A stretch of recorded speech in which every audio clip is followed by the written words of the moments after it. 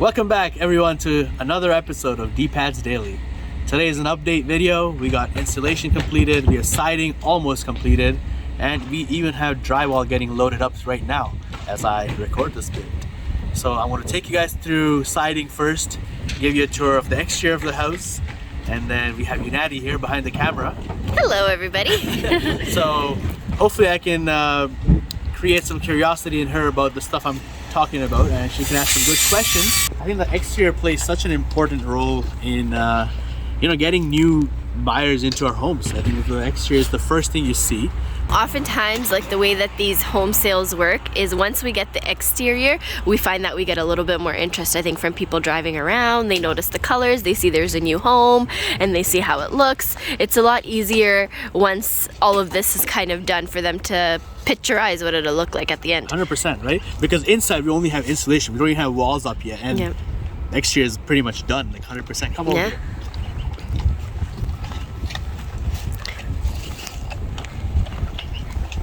This is their scaffold,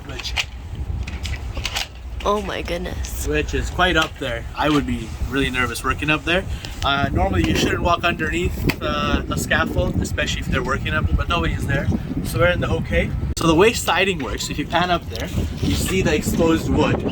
That's the plywood that the walls are made with. Then you see the white paper.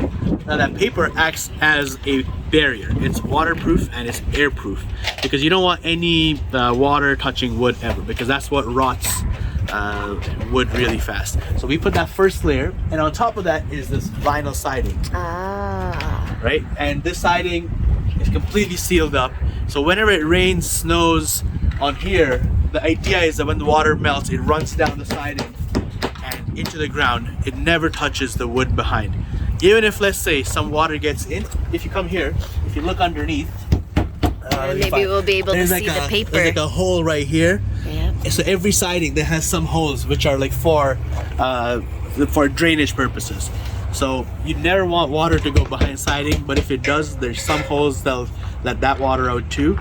And the idea is to keep water away from wood. It can cause mold, rotting of the wood. Yeah. Over here, you can see all the venting coming out.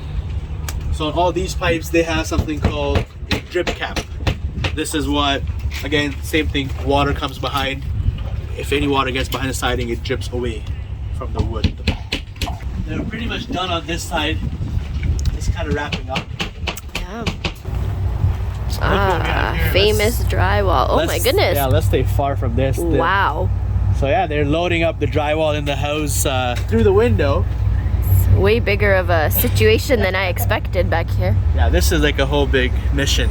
So one of our units installation inspection passed, the other one failed for like a minor item. So this one they'll be starting drywall probably tomorrow. So it's gonna be good. We're gonna get heat in there really quick. Nice. Be careful here. Maybe you wanna get a nice shot from the back, show them how big this whole operation is. See, this site itself is huge. These home buyers are just gonna be so lucky. The backyard is huge, and it's, oh my goodness. Look at this big monster we fit back here. You see the whole back siding, everything is done on the exterior. It's pretty nice. Hey, we should show them the side view. You know how we were telling them how it's going to have the finished detail? Beautified. More detail? Sure, yeah, let's take them to the side. So as you can see, we have the blue finish, the accent color. Okay. So in siding, the way it works, anytime you pick a dark color, it's always more premium. It's more costlier than the light colors for whatever reason. So as you can see, we're running the dark color accent on the sides. Come here.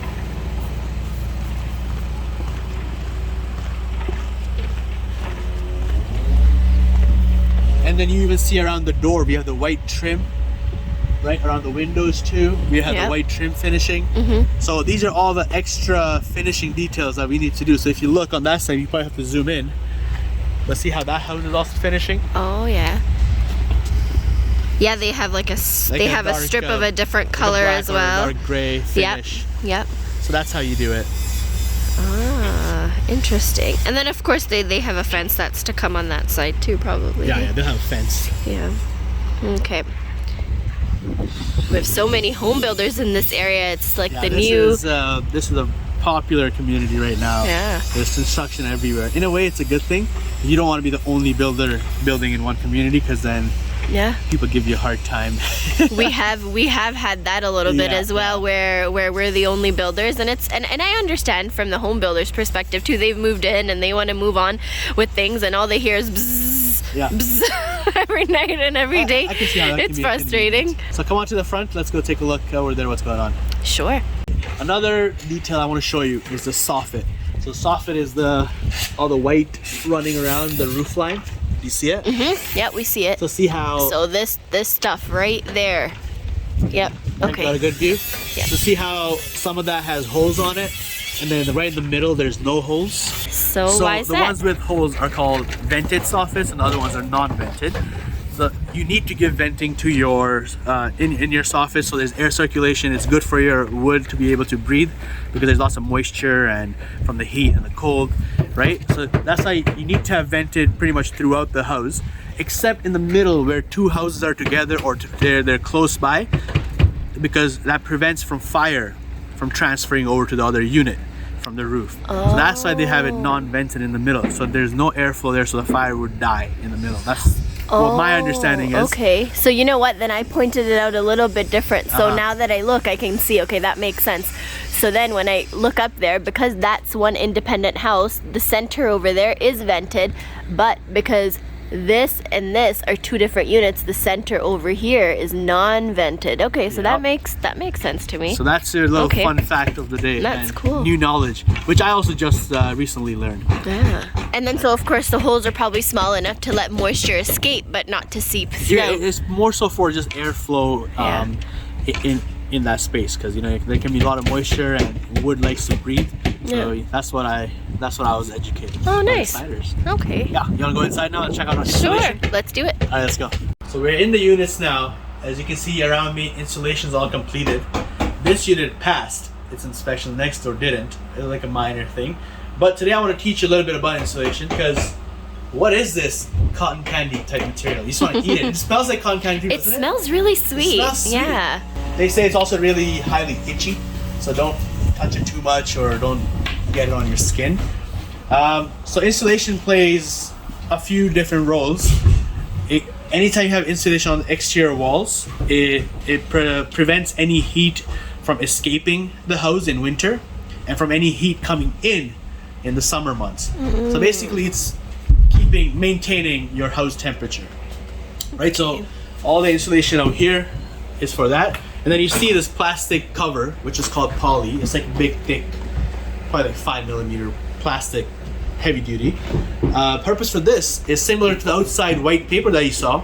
This has the same purpose. It's for your air and moisture barrier, because hot air in the house meeting cold air outside will create condensation in the insulation if we didn't have this. But this prevents any heat from going outside and meet the cold air coming from the outside, so there's no condensation in here. So that's what the role of this poly is, right? This is a common wall between the two units, so the insulation here also plays another role. Wait, let me guess. Sound. Correct. A lot of people think, hey, in a duplex, don't you hear your neighbors yelling or screaming or watching TV? You might still hear a little bit, but this insulation makes it quite less. So it's all sorts of barriers. So it's a barrier for sound, barrier for moisture, for vapor, and then so we have poly here because it's an exterior wall, because it's the moisture. Okay, because like you said, from the hot air to the cold air, but we don't need it here because they're both internal walls. You got it. That's exactly. This is an internal wall. You guys, I'm moving. I'm gonna quit my nursing job. I'm becoming a home builder with him. I'm slowly educating you so you feel comfortable and join me in DPAD homes, and then I can just sit back and take the back seat. We're upstairs now. If you can see behind me, they're loading the drywall inside the units. They have drywall pretty much around the whole house, getting it ready. So as soon as the inspection for this one passed for installation, they can start installing them. Over here to the same application we talked about in downstairs about installation. As you can see, they have poly on the up here because this is connected to the roof, which is the exterior. Also around you, it's also there on the exterior walls there. Ooh, hopefully nobody's getting dizzy. Yep. So yeah, no, it's coming Do along. you see that? They covered the light up. Oh, they'll have to cut it out, right? So yeah, they usually cut it out after. Sometimes they miss it, and then we have to try finding it. Oh my goodness. Which electricians have a nightmare doing. So I'm actually gonna, after this recording, I'm gonna take pictures of all the rough-ins. So if you're watching at home and you're getting a house built or doing any sort of construction project, take pictures after rough-ins, because I can't tell you how many times I've had to go back and look back at pictures of rough-ins to find hidden lights like this. Yeah, because there's so many. So And you know what, just like in lots of homes, and especially our home, we've added lots of lights, lots of little pot lights, so I can imagine that. And it's not just lights. They can lose it's one lights, or so. plugs, switches, everything, right? Yeah. It's the drywaller has to make sure that he exposes everything when they're done. Yeah. Well, it seems like this is coming along really well. What we're missing is drywall. I guess once the inspection passes here, we'll have that done. So I'm going to try to take you here. Oh no, windows back on, everything's done, drywall's finished. I guess all of it's come in. We kind of missed out on the cool action here.